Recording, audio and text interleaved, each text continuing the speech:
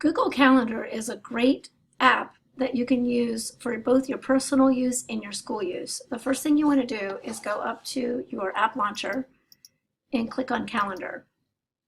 Your calendar is going to open up and it will most likely look like it's in a week format. You can click up here for day, month, 2 weeks, or agenda. I like month layout. I just think it's easier to see things. It's totally up to you. If you want to change the default, you go to settings and you scroll down to default view and you can click month, day, week, custom, whatever you would prefer, and then click save.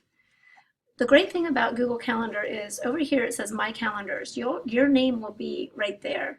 And then you can add calendars by clicking here and creating a new calendar. So if you want to create a new calendar for a certain class, you can create a calendar for a class. If you want to turn on and off the views of the calendars, this one says is one of my 8th grade football cheerleading. I have it clicked on or off, and then it hides it. So if you want to create an event, let's say you have homework on the 23rd, all you do is click on the box, you type in the homework, and if you have your calendar set up for each class, you can find your calendar by clicking here and deciding what class your calendar is going to show up. If it's on my personal one, it will be here. If I have several other calendars, whatever classes you click, go ahead and click it and hit create, and it will show up in a different color.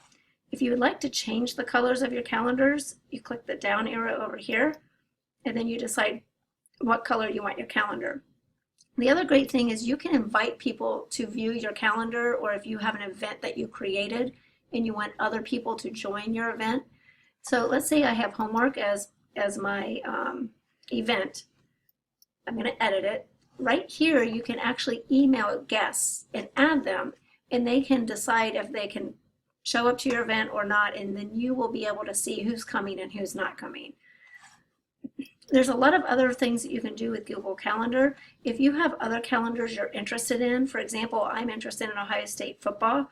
If you click on other calendars right there and you show browse interesting calendars, you can subscribe to different holidays, sports, and more. If you want to do sports, click on what sport you're interested in. Maybe you're a Blue Jackets fan, you can click on hockey, and you can click on NHL, and then you find the Columbus Blue Jackets. And if you click subscribe, it will show up on your calendar. And this is what mine looks like with Ohio State football. You can see all the games and what time and who we're playing.